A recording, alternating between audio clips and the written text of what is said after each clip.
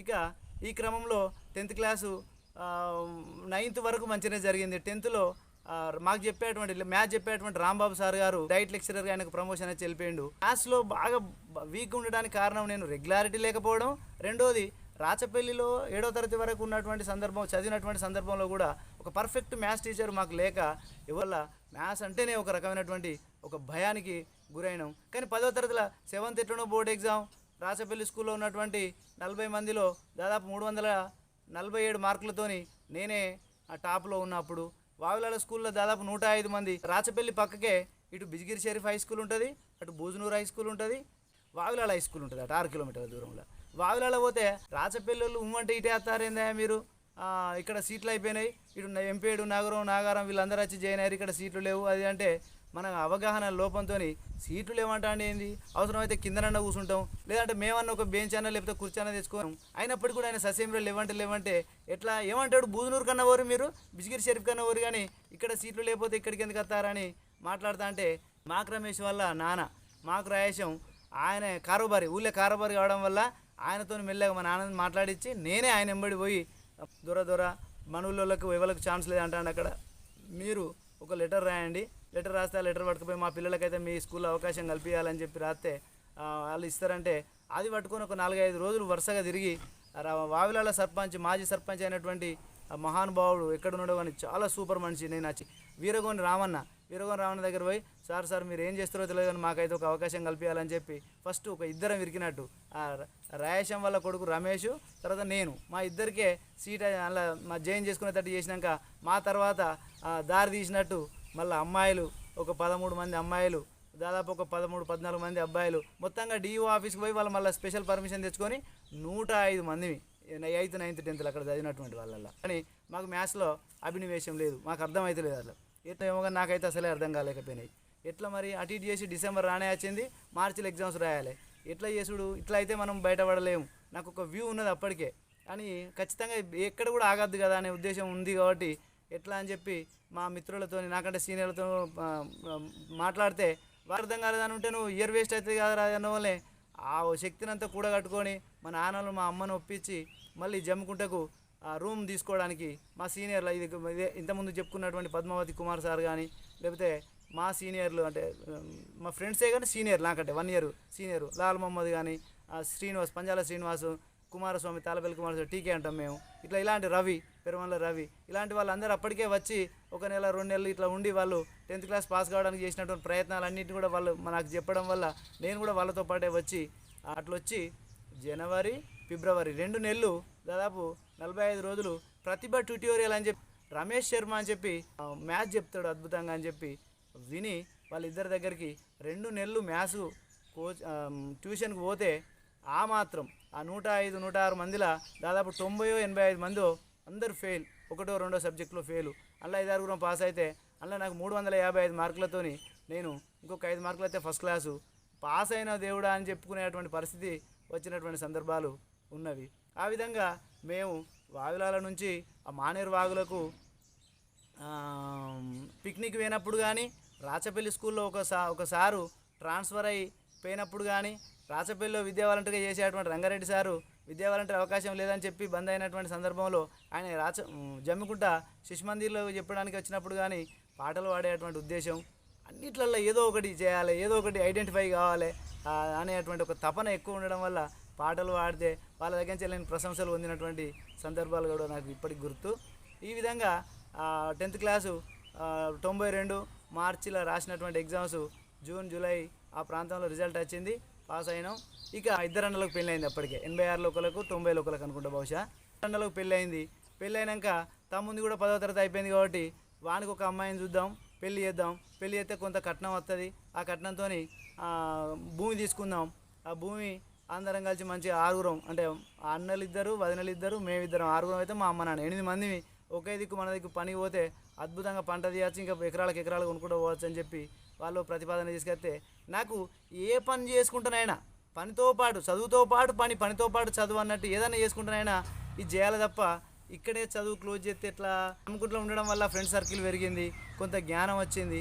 కాబట్టి చదవాలనేటువంటి తపన ఉంటే వీళ్ళేదో పెళ్ళి అని ఇక్కడనే బ్రేక్ చేసి మళ్ళీ లేకపోతే ఏర్పడదామని చెప్పి ఇవన్నీ ప్రస్తావనలు జరుగుతాయి ఏందని చెప్పి బాగా సంఘర్షణ పడే సందర్భంలో ఏమంటారు చూడండి, ఇంట్లో అందరూ ఒకటైతే నా కోరిక నా ఆలోచన అంతా కూడా మందగించినట్టు మదించినట్టు అణుచుకున్నట్టు అగ్రి అయినట్టే అయింది. ఇక అగ్రి అయితే ఏం చేయాలమ్మా నెక్స్ట్ చదువు బంద్ చేస్తే అంటే పెళ్ళి లేరు కానీ మా మా మేనత్త వాళ్ళు చిట్యాల మండలం నవపేట, అక్కడ మా బావ మా మిషన్ టైలరింగ్ చేసేది.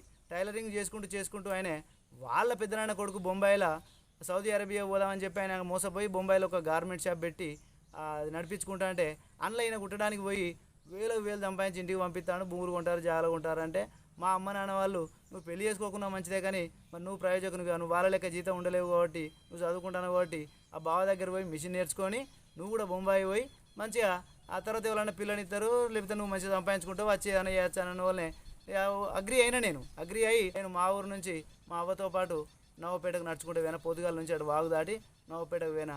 అక్కడ కుడతాను మా చిన్న బావ మా క్లాస్ అంటే నా అంత ఏజే, ఆయన అక్కడ 10th నేను ఇక్కడ 10th, నేను ఇద్దరం వాళ్ళ ఇంటికాడ కుడతాను. రాత్రి 12 అయినా కుట్టుడే. ఒక దసరా సీజన్ ఆ సంవత్సరం దసరా 92 దసరా సీజన్లోనే అయితే అప్పటికే ఒక 15-20 రోజులలో నెల రోజులలో మొత్తంగా నెక్కర్లు కుట్టాచినాయి, అంగీలు కుట్టాచినాయి. వేరే చిట్యాల టైలర్ షాపుల నుంచి బాగా ఉంటే పని బాగుంటే అక్కంచెల్లి మా పెద్ద బావ పోయి అవి తెచ్చేది మాకు ఇస్తే మేము సాయంత్రం 6:30-7 గంటలకు అన్నం తిన్నదంటే మళ్ళీ 11-12 గంటల దాకా కుట్టుడు ఆడుతూ పాడుతూ కుట్టేది. పని పర్ఫెక్ట్ అయింది. నెక్కర్ కుట్టేస్తే ఆటోమేటిక్గా పాయింట్ కుట్టస్తుంది అనేటువంటి భావనతోనే నెక్కర్ నేర్చుకోవడం జరిగింది. ఇక పాయింట్ కుట్టి బొంబాయి ఓడే తరుణం అదే సందర్భంలో మా నాన్న మా అవ్వ నేను మా బావలు వీళ్ళందరూ కలిసి ఒక ఫంక్షన్ పోయే అవకాశం వచ్చింది గర్మిళ్ళ పెళ్ళికి. గర్మిళ్ళ పెళ్ళిలో నాకు వరుసకు అన్న అవుతాడు మహాదేవ్ అని. ఆయన తమ్మి ఏం చెప్తానవరో హుషారుగా ఉన్నావు ఏంది సంగతి 10th అయిపోయిందా ఏంటంటే అయిపోయిందని నాకు ఇట్లా పెళ్ళి అంటే పెళ్ళి అయితే తప్పించుకున్నా కానీ ఈ బావాల ఇంటికానే టైలరింగ్ నేర్చుకొని నెక్స్ట్ బొంబాయికి పోతాయి ఇక పెద్ద బావ లెక్కనే పోయి చేయాలంటే అరే తమ్మి ఎందుకు ఇళ్ళకి వచ్చినవరో మళ్ళీ నువ్వు నేర్చుకున్నటువంటి మిషన్ని నీకు మర్చిపోవు, నువ్వు ఎప్పటికీ నీతో పాటే ఉంటుంది ఆ మిషన్ని. కానీ నువ్వు కనుక ఇప్పుడు చదివే వయసులో చదవకపోతే మళ్ళీ నీకు తిరిగి రాదురా. ఇప్పుడు చదువు, నువ్వు పోయి నువ్వు ఏమనుకుంటానో అది చదువు, ఎంత కష్టమైనా మంచిదే చదువు, నువ్వు ప్రయత్నం చేయి. ఆ ప్రయత్నంలో నువ్వు విఫలమైతే నీకు ఏది రాకపోతే అప్పుడు ఈ నేర్చుకున్నటువంటి మిషన్ పని ముందరేసుకున్న షాప్ పెట్టుకో లేదా బొంబాయి పో ఏమైనా చేయరా అని చెప్పిండు. ఆయన మాటలు ఎందుకో నాకు బ్రహ్మాస్త్రం లెక్క పనిచేసి అరే కరెక్టే కదా, చదవాల్సినటువంటి వయసులో పని చేసేటువంటి వయసులో చదువుదామంటే చదవగలుగుతామా అని చెప్పి ఒక్కటేసారి స్ట్రక్ అయింది. అదే సందర్భంలో మా అమ్మ వాళ్ళ నాన్న మా తాతకు కూడా నాతో అటాచ్మెంట్ ఎక్కువ. మా అమ్మ ఒక్కతే బిడ్డ మా తాతకు, కాబట్టి ఆయన మాతో పాటే ఉండేది. ఆయనతో నాకు అటాచ్మెంట్ ఎక్కువ. మా అన్నలు జీతం ఉన్నప్పుడు కూడా ఎప్పుడో అలసిపోయి వచ్చి ఆయనతో ఎక్కువ మాట్లాడపోయేది. కానీ నేను అన్నీ మాట్లాడుకుంటుండేది నా అనుభవాలన్నీ. ఆయన కూడా బాగా ధైర్యాన్ని అంటే ఆత్మవిశ్వాసాన్ని పోది చేసేటువంటి మాటలు చెప్పేది మా అమ్మ నాన్నల మాదిరిగానే. అయితే ఆయనకు నేను జమ్ముకుంటా 10th క్లాసు అప్పుడు ఉన్నప్పుడు కూడా నాన్ వెజ్ తినుడు బాగా అలవాటు కాబట్టి మిల్ మేకర్ తీసుకుపోయి దాన్ని మా అవ్వను మంచిగా వంట చేయమని చెప్పి ఇక నీకు ఒక్క బొక్క లేకుండా మొత్తం చికెన్ తెచ్చిన మెత్తడి తెచ్చిన తినమంటే నమ్మి తిన్నటువంటి సందర్భాలు ఉన్నాయి. కాబట్టి ఆయన కొంచెం సిక్ అయ్యి అయ్యో మరి రవిని చూడాలి, రవిని రమ్మన్నారు ఒకసారి రవిని రమ్మన్నారు అని చెప్పి ఊకే కలవరిచ్చినట్టు చేస్తా అంటే వర్షాలు బాగా పడుతున్నాయి, విపరీతంగా బాగా వస్తుంది. మా అవ్వ ఎవరి దానికెళ్ళి వచ్చి అక్కడికి వర్తమానం పంపించారు. వాళ్ళు సమ్మక్క అని ఉంటుంది ఆమె మా మేనత్తకు చెప్పి అయ్యో మీ మేనల్లుని వల్ల తాత అంత మంచిగా లేడట కలవరిస్తాడట అన్న వాళ్ళే మరి ఎట్లా అంటే అక్కడ 20 రూపాయలు ఇచ్చి వాళ్ళు తాళ్ళు పట్టుకొని తెనుగోళ్ళు ఆ వాగు దాటిస్తారు. మెల్లగా వాగు దాటి మెల్లమెల్లగా వచ్చినాయి ఇటు రాచపల్లికి వచ్చి మళ్ళీ ఒకసారి అటు పోలే. ఇక మా అమ్మ నాన్నను ఒప్పించుకొని నేను ఏ పని అయినా ఏదైనా చేస్తా కానీ నేనైతే చదువుకొని తర్వాత మీరేం రూపాయి ఇవ్వకుండా మంచిదే అని చెప్పి ఒప్పించుకొని జమ్ముకుంటా ఇదే పద్మావతి కుమార్ సార్ అని చెప్పి అటువంటి సార్ను రాచపల్లి కాడ 5-6 ఫ్రెండ్స్ ఉంటాం. అందరం సాయంత్రం పూట ఒకడగా మీట్ అయ్యి కలుసుకొని మాట్లాడుకున్నాడు.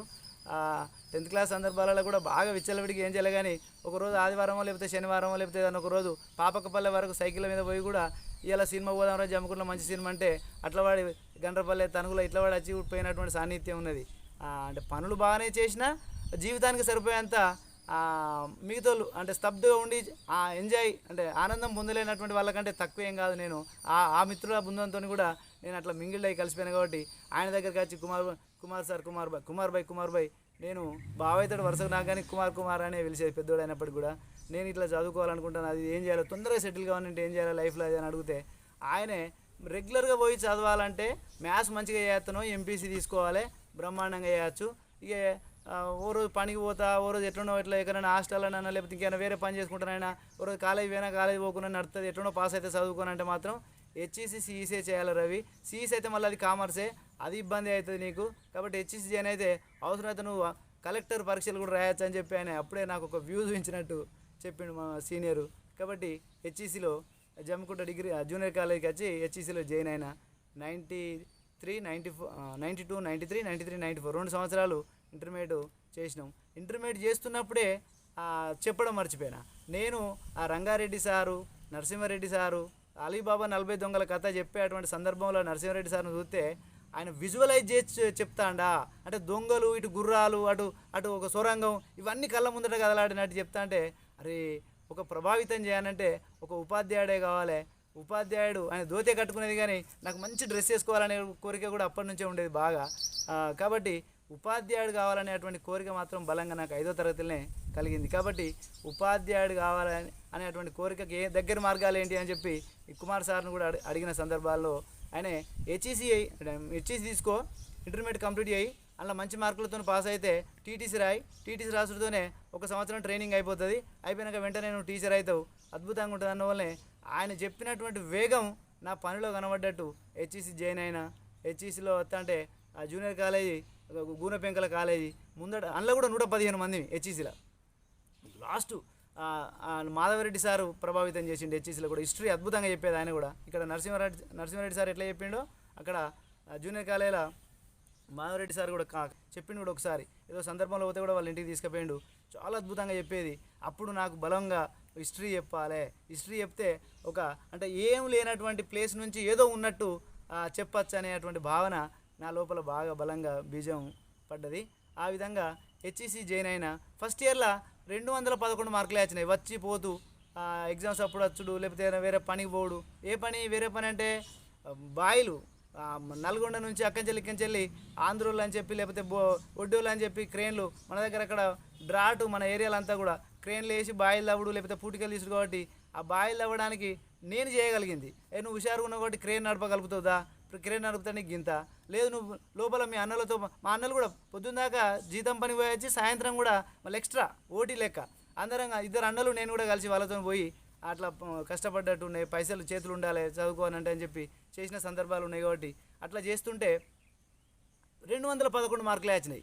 ఈ కుమార్ సార్ని అడిగితే 45% ఉండాలి టీటీసీ అని అంటే అన్నాడు. మరి ఫస్ట్ ఇయర్లోనే ఇంత జాగ్రత్తగా రాసినటువంటి దానిలోనే 211 వస్తే మరి సెకండ్ ఇయర్లో ఇంకెన్ని రావాలి అంటే 240 దాకా రావాలి. మరి రేపటితో ఏం జరుగుతుందో, రేపు 240 వస్తేనే గ్యారంటీ ఏందని చెప్పి మరి ఏం చేయాలంటే ఇంప్రూవ్మెంట్ కట్టమంటే ఇంప్రూవ్మెంట్ కడితే 20 మార్కులు పెరిగినాయి. 211 నుంచి 231కి వచ్చింది. ఇక నెక్స్ట్ సెకండ్ ఇయర్లో 220 వచ్చినా చాలు మనం టీటీసీకి ఎలిజిబిలిటీ అవుతుందని చెప్పి అనుకున్నాం తప్ప హయ్యెస్ట్ మార్క్స్ ఉండాలి అని ఆ ఆలోచన కానీ ఆ రెగ్యులారిటీ కానీ మెయింటైన్ చేసేటువంటి పరిస్థితి అంటే ముందు చూపు ఉంది కానీ పరిస్థితులు సహకరించేటువంటి పరిస్థితిలో లేదు. ఇక్కడ రూములు తీసుకొని ఉండే పరిస్థితి లేదు. 10th క్లాస్ అప్పుడే రూమ్ తీసుకున్నా కానీ దాదాపు డిగ్రీ సెకండ్ ఇయర్ మళ్ళీ అంటే 96 ఆ ప్రాంతంలో పద్మశాలి వాడకు రూమ్ తీసుకొని ఉన్న తప్ప అప్పటిదాకా పొద్దునచ్చే బస్సుకు పొద్దునచ్చుడు, రారెడ్డిపేట బస్సు మీద ఎక్కుతారు ఆపుతలేరంటే నాంపేట దాకా ఎట్లా అదే సైకిల్ పైన వచ్చి నాంపేట కడ పెట్టి అక్కడి నుంచి వెళ్ళి వావిలాల నుంచి వచ్చేటువంటి బస్సు క్యాచ్ చేసుడు, అట్లా వాడి డౌన్లోకి వెళ్ళి ఆ బస్సు కనబడదంటే ఉరుకో అన్నట్టు నాంపేట దాకా ఉరికేసే సందర్భాలు కూడా ఉన్నవి. ఒకసారి అయితే ఎగ్జామ్ టైం అవుతుంది, పారాగన్ చెప్పులు ఊడ దిగిపోయింది, అది ఊసిపోతే చేతిలో పట్టుకొని నడవ బుద్ధి అయితే లేదు, కాలుకైతే నడక వేగం పొందడం లేదు. కాబట్టి మొల్లారానికి ఉన్నటువంటి ఒక పిన్నిస్ తీసి ఆ గూడకు పెట్టి ఇటు చేసి టకటక పోయి ఆ ఎగ్జామ్ రాసినటువంటి సందర్భాలు ఉన్నాయి. కాబట్టి ఇవన్నీ కూడా మనం అనుకున్నటువంటి లక్ష్యానికి ఇవన్నీ అడ్డు కానే కాదు. మనం ముందుకెళ్ళాలి, చదవాలి, చేయాలి అనేది బలమైనటువంటి కోరికగా మనిషికి, విద్యార్థికి మిగిలిపోవాలి తప్ప మిగిలిన ఎవి కూడా మన ఆత్మవిశ్వాసాన్ని కానీ మన కోరికను కానీ అణచలేవు అనేటువంటి విషయాన్ని తెలపడానికి మీకు ఈ విధంగా చెప్తున్నాను. కాబట్టి సెకండ్ ఇయర్ కంప్లీట్ అయింది, 485 మార్కులు వచ్చినాయి, మంచిగానే వచ్చినాయి. ఇక అప్లై చేసిన టీటీసీ అప్లై చేస్తే అప్పుడు సబ్జెక్ట్ వైజ్గా హిస్టరీ వాళ్ళకు ఇది సోషల్ వాళ్ళకు సోషలే, మ్యాథ్స్ వాళ్ళకు మ్యాథ్సే. కాబట్టి ఫస్ట్ 94లో 49 మార్కులు వచ్చినాయి, సీట్ రాలే. 95లో 68 మార్కులు వచ్చినాయి, సీట్ రాలే. 96లో 73 మార్కులు వచ్చినాయి సోషల్లో, సీట్ రాలే. 98లో కూడా దాదాపు మళ్ళీ తగ్గినాయి. 73 అంటే మళ్ళీ అదే 68 66 వచ్చినాయి, తగ్గినాయి. అబ్బా, నేను అనుకున్నటువంటి లక్ష్యానికి ఏదైతే కావాలనుకుంటానో అది దానికి దూరం అవుతాను కదా. ఏం చేయాలి? ఏం చేయద్దు. డిగ్రీ అయితే కొనసాగించాలని చెప్పి డిగ్రీలో అడ్మిషన్ వేసిన. ఆటోమేటిక్గా ఇయర్ వేస్ట్ కాకుండా 94, 97 డిగ్రీ. ఇట్లా డిగ్రీ చేస్తూనే రాస్తూనే ఉన్న మా మిత్రుడు గుత్తికొండ మురళీ రమణ అని చెప్పి ఆయనే అటు వచ్చి ఇటు వచ్చి, అంటే వ్యక్తులను నమ్మద్దు. నేను ఇప్పటివరకు అయితే నా శక్తిని తప్ప నా పక్కకు నా మిత్రుడు పడ్డా కానీ దాదాపు సేమ్ జెండరు సేమ్ కమ్యూనిటీ అయితే, అంటే బీసీ బి కానీ బి అంటే అయితే నాకే పోటీ అనేటువంటి భావన ఉంటుంది. కాబట్టి వాళ్ళ దగ్గర నుంచి ఒక క్వశ్చన్ మనం ఎక్స్పెక్ట్ చేస్తామంటే అది రైట్ అనే విషయం మాత్రం ఖచ్చితంగా నిర్ధారించలేము. కాబట్టి ఎక్స్పెక్ట్ చేయలేదు. కానీ ఆయనకు అవకాశాలు కలిసి వచ్చినాయి మంచిగా. 98లోనే అది 94 ఇంటర్మీడియట్ 94లోనే అయిపోతూనే ఆయనకు టీటీసీ సీట్ వచ్చింది. నాకు ఇట్లా అవకాశాలు చేజారిపోతాంటే ఏం చేయడం, నేను అనుకున్నటువంటి లక్ష్యానికి దూరం అవుతాను కదా అనేటువంటి భావన బలంగా ఉండేది. కానీ ఎప్పుడు కూడా ఏదో ఒకటి ఉంది, ఇంకా కొంత పరీక్ష పెడతాందో లేకపోతే ఏదో కొంత దూరాన్ని ఉన్నది, పీరియాడిక్ సర్కిల్లో మన లైన్ ఎప్పుడు వస్తుందో అన్నట్టు ఇంకెక్కడో ఉంది, కొంత దూరం పోతే కనబడుతుంది కావచ్చు, అది కొంచెం అస్పష్టంగా కనబడుతుంది అనేటువంటి భావన అయితే బలంగా ఉండేది. 96, 97 వరకు అయిపోయింది. ఈ సందర్భంలోనే నేను టైలరింగ్ నాకు అక్కడ వచ్చు కాబట్టి జమ్ముకుంట్ల కాలేకి ఒక పూట పోయచ్చి ఇంకొక పూట 11 రూపాయలు, ఒక అంగి కుడితే 11 రూపాయలు. నేను రెక్స్ టైలర్లో పనిచేసిన, సిటీ టైలర్లో పనిచేసిన, ఇప్పుడు మాస్టర్ టైలర్స్గా కొనసాగుతున్నటువంటి అందులో పనిచేసిన, బిగ్ షాట్లో పనిచేసిన. దసరా సీజన్ అప్పుడైతే మన ఫార్మల్ డ్రెస్సులకు బాగుండేది. ఈ మధ్య కాలంలో రెడీమేడ్స్ వచ్చి టైలర్ షాపులన్నీ వెలవెలబోతున్నాయి. కానీ అసలు నైట్ అవుట్లు చేసిన సందర్భం, దసరాకు ముందు ఒక వారం 10 రోజులు నైట్ అవుట్లు చేసిన సందర్భాలు కూడా ఉన్నాయి. అదే సందర్భంలో ఇంకొక విషయం కూడా చెప్పాలి. నేను బిఫోర్ అవర్స్ ఆఫ్టర్ అవర్స్ మన ఎస్టీడీ బూత్లో కూడా పనిచేసిన. పంజాల ప్రభాకర్ అని ఇప్పుడు ఎల్ఐసిలో చేస్తున్నాడు అన్న. హోటల్ ఉండే శ్రీనివాస్ హోటల్ అని, ఆ హోటల్ పక్కకే ఒక చిన్న ఎస్టీడీ బూత్ ఉండే. అందులో నాకు తెలిసి 550, 600 ఇచ్చేది. అంటే కాలేజీ పోవడానికంటే ముందు ఒక గంటన్నర 2 గంటలు, కాలేజీ వేయించినాక ఒక గంటన్నర 2 గంటలు చేసి మళ్ళీ రాసిపల్లికి వెళ్ళిపోయేది. ఇటు టైలరింగ్ చేసినా, ఎస్టీడీలు ఉన్నా, అటు అక్కడ గ్యారెలు అమ్మినా, ఏది చేసినా నేను ఏదో చేస్తానా, నేను దూరం అవుతానా అనేటువంటి భావన అయితే నాకు ఎప్పుడు లేదు. అట్లా ఒక అంగికి 11 రూపాయలు అంటే నేను ఒక రోజు ఒక పూట కాలేజీ వేసి ఇంకొక పూట 3 అంగీలు కుట్టి ఇంటికి వస్తానంటే నాకు 33 రూపాయలు పడ్డాయి. ఇవాళ డోకలేదు అనేటువంటి ఒక కాన్ఫిడెన్స్తో వచ్చినాయి. ఎందుకంటే అప్పటికే అన్నలు ఏర్పడ్డారు. ఇక వీడి కోసం చూసుకుంటుంటే మంచిగా ఉండదని చెప్పి మా మామలు వీళ్ళు వచ్చి అడిగితే నేను ఒకటే చెప్పిన, నేను ఏదో చేస్తా, ఎట్లనో చదువు అయిపోయినాకనే నాతో కాదంటే నేను ఏమైనా వేరే పని చేసుకుంటే పెళ్లి చేసుకుంటా. కానీ చదివేంత వరకు నా కోసం వాళ్ళు పని చేసుకునేది కానీ, జీతాలుండి పని చేసుకునేది కానీ, లేకపోతే వాళ్ళు జీతాలు ఉండుకుంటే వాళ్ళు కూడా కష్టపడ్డారు అనొద్దు. కానీ అంటే అప్పుడు ఈ పత్తి రైతులు నల్గొండ, ఖమ్మం, మహబూబ్నగర్ ఇలాంటి ప్లేసులలో జరిగేటువంటి పత్తి రైతుల ఆత్మహత్యలు చూస్తుంటే చాలా బాధ అనిపించేది. కానీ మా అన్నలు కూడా ఇంత కష్టపడతారు అంటే భూమి మీద వ్యవసాయం చేసేటోళ్ళకు ఏమన్నా కష్టం ఉన్నదా, ఎంత కష్టపడతారని చెప్పాలంటే నేను ముందు వరుసలో మా అన్నలు ఇద్దరిని చెప్తా. ఎందుకంటే ఇద్దరు పొద్దున్నే అటు జీతాలు ఉండేటోళ్ళు జీతాలు ఉండేది, వీళ్ళు మా వదినలు ఒక ఎకరన్నర భూమి పట్టుకొని భూమి తీసుకున్నాం మేము కూడా. దాదాపు 39,000 రూపాయల అప్పు, 2 ఎకరాల భూమి, ఒక భూమి కొన్నందుకే అప్పు అయింది. అయితే ఏర్పడదామని ముచ్చట చెప్పాలి. ఫస్ట్ ఏర్పడదామనేటువంటి సందర్భం వచ్చినప్పుడు ఎట్లా చేసుడు, పెళ్లి కానోడిని ఏర్పడేస్తే ఎవరైనా చూస్తే ఊళ్ళో నవ్వుతారు. ఇక పెళ్లి కానోడిని అప్పేసి రా అంటారు. కాబట్టి పెళ్లి కానోళ్ళకు అప్పు ఇవ్వద్దు, ఆస్తి ఇవ్వద్దు, అంటే భూమి మంచి ఇవ్వద్దు, అప్పు ఇవ్వద్దు అని చెప్పి చర్చ చేస్తారు. నాకేమనిపించిందంటే కొంత నేను అన్నిటికీ కూడా ముందు చూపుతూనే ఉంటాను. కాబట్టి మరి మళ్ళీ నేను పెళ్లి చేసుకున్నప్పుడు ఇప్పుడు పొత్తులు ఉన్నటువంటి భూమిని లేకపోతే వాళ్ళిద్దరు మంచుకున్నటువంటి భూమిలోకి వెళ్ళి మళ్ళీ ఒక పాలు తీయన్న, ఇది మళ్ళీ పెద్ద తేనె తుట్టం కదిలిచ్చినట్టు అవుతుంది అని చెప్పి నేను ఒకటే చెప్పిన. ఇప్పుడు నరేందర్ రెడ్డి, కటంకూరు నరేందర్ రెడ్డి అని చెప్పి ఏదైతే సార్ అన్నానో వాళ్ళ నాన్న వెంకటరెడ్డి భూములు కొలుతాడు, అన్ని లెక్కలు చేస్తాడు. ఆయనే మా మిత్రుడు అనిల్ అని చెప్పి వాళ్ళ నాన్న రాజేష్ అవకారు అంటారు, ఆయనే మా మేనబావ. ఈ నవపేటలో ఎవరైతే నేను చెప్పినో మా మేనబావ, ఆయన ఈ ముగ్గురిని రమ్మని ఎవరు చెప్పడద్దు, మనం చూద్దాం అని చెప్పి ఏ పిల్ల మరి ఎట్లా రాదు అని చెప్పి ఆ దొర అంటే, ఏం లేదు దొర, నన్ను కూడా మా అన్నల లెక్కనే పెళ్ళైన లెక్క ట్రీట్ చేసి వాళ్ళ లెక్కనే భూమి మంచూరి, వాళ్ళ లెక్కనే అప్పు ఇయ్యి. నేను ఆ అప్పును వడ్డీ కట్టుకుంటానో ఏం చేస్తానో చేసుకుంటా అని చెప్పి చెప్పిన సందర్భంలో ఏర్పడ్డాక ఇక నేను ఈ కార్యక్రమాలు చేసుడు మా నాన్న ఆ విధంగా టీటీసీ రాకపోవడు ఇక్కడ టైలర్ షాప్లో కుట్టుకుంటూ పోయి ఎట్లనో నెట్కి వస్తా అంటే మరి డిగ్రీ అయిపోయింది అటు ఇటు చేసి. ఇదే సందర్భంలో ఇక్కడ మన కుక్కుల రామస్వామి అని చెప్పి ఇప్పుడు హేమలత తంగేడ్ గార్డెన్స్ అని చెప్పి హేమలత ఫామ్ హౌస్ ఉన్నది. ఇప్పుడు అందులో ఒకటి పౌల్ట్రీ ఫామ్ ఉంటే అనిల్ అని మా దగ్గర కొంట ఆయన వైశ్యుడు ఉండేది.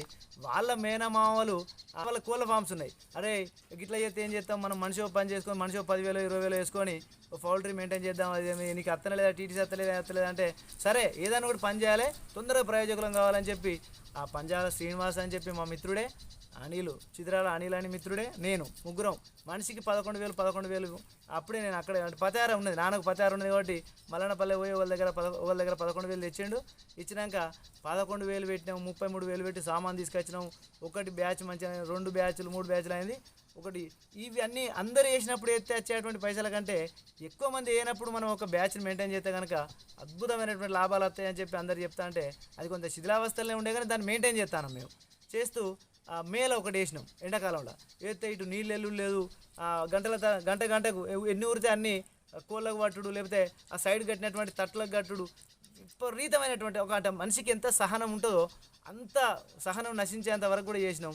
ఈ అనిల్ అనేట ఆయన కూడా తెలివైనటువంటి వాడు కాబట్టి నేను బయట అమ్ముడో అదో ఏదో చూసుకుంటా అని చెప్పి ఆయనే బయటికి వెళ్ళడం వల్ల సీను నేను అనే నా పైన పడేది. దట్టు సీను నాకంటే 1 year సీనియర్ కాబట్టి నాకైతే ఇంకా ప్రెషర్ ఎక్కువ అయ్యేది, వర్క్ ఎక్కువ అయ్యేది.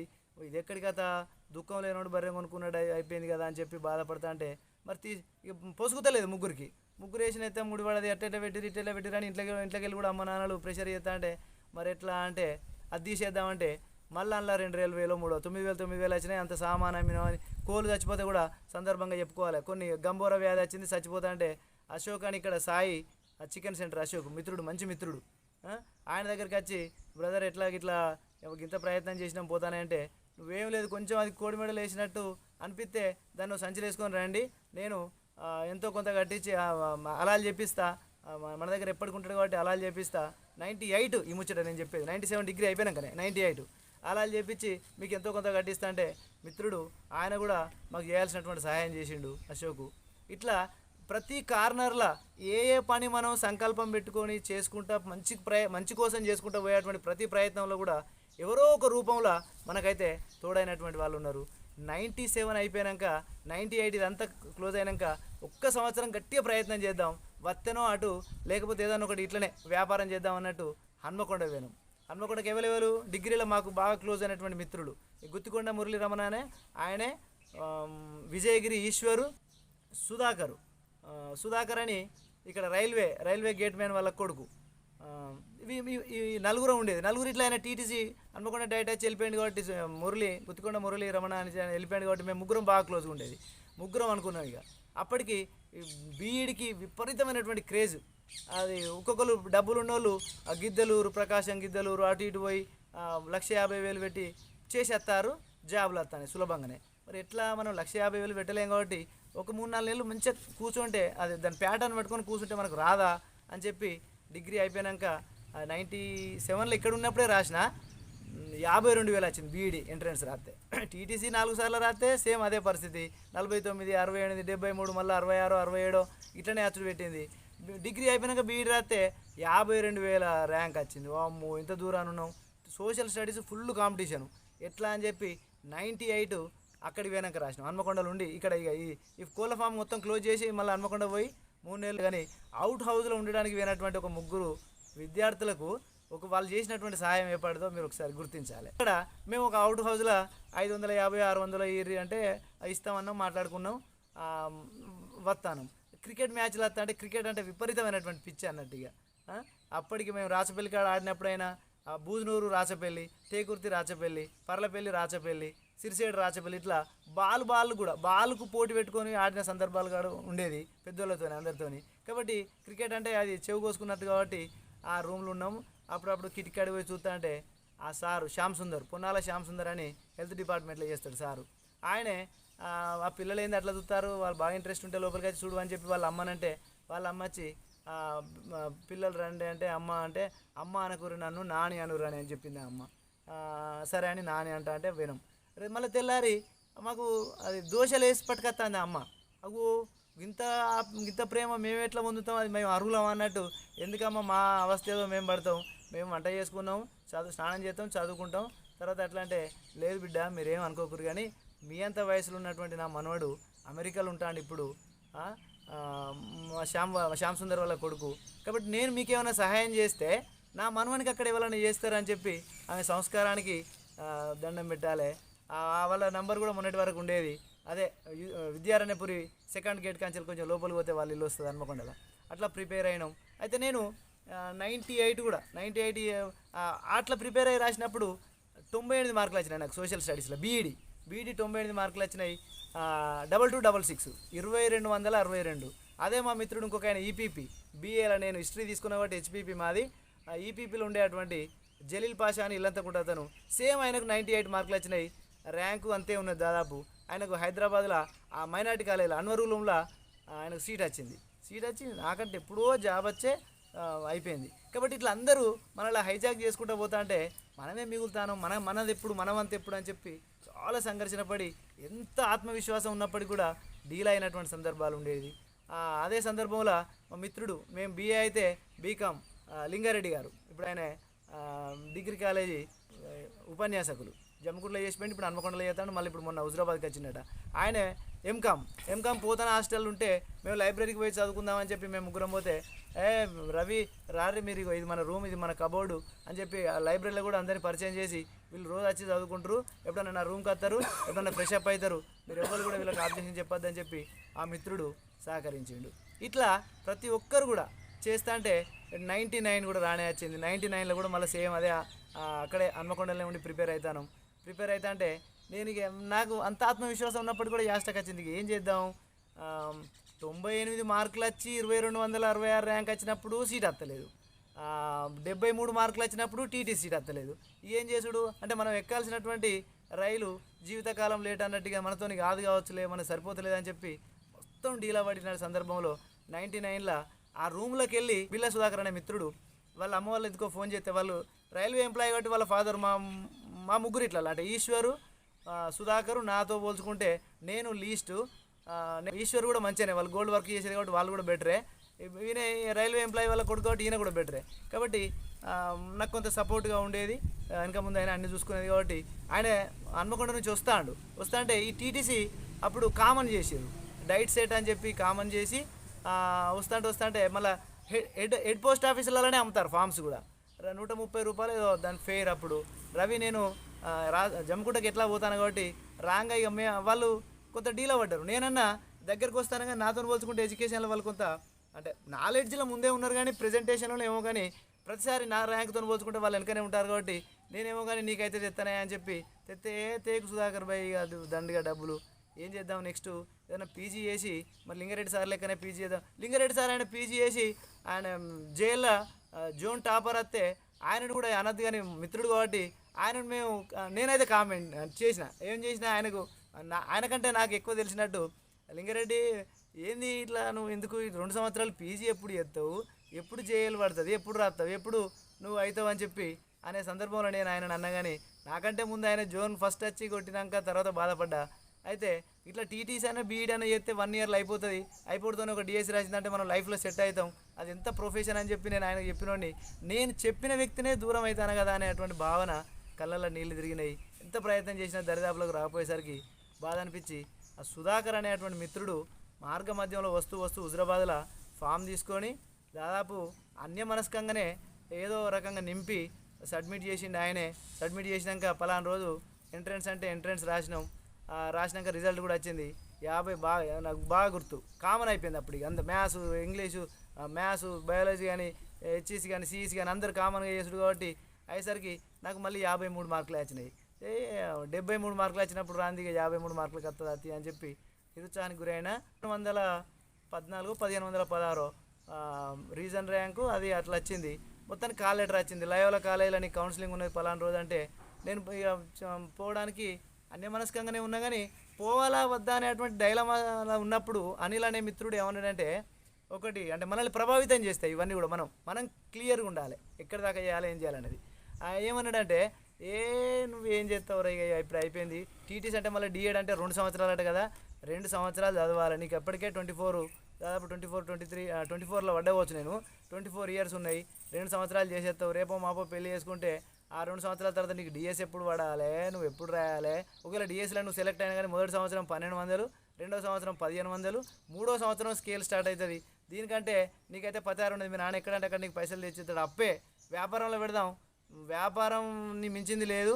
వ్యాపారం ఎలాంటిదంటే ఒక సముద్రం లాంటిది. ఆయన ఒక చెప్పిన ముచ్చట గుర్తు చేసుకోవాలి. ఇప్పుడు వ్యాపారం ఒక సముద్రం లాంటిది. అది ఆ సముద్రంలోకి నువ్వు నూనె పావు పట్టుకొని పోయినోడు నూనె పావడే తీసుకొచ్చుకుంటాడు. ఆ చెంబు పట్టుకొని పోయినోడు చెంబడి తీసుకొచ్చుకుంటాడు. బిందె పట్టుకపోయినోడు బిందెడు తీసుకొచ్చుకుంటాడు. నువ్వు ఎంత తీసుకొచ్చుకుంటావు అనేది నీ తెలివితేటలను బట్టి ఆధారపడి ఉంటుంది. కాబట్టి చేద్దాం రా, ఆయిల్ బిజినెస్ చేద్దాం అది అని చెప్పి అన్న వల్లనే నేను కొంత డైవర్ట్ అవుతాను.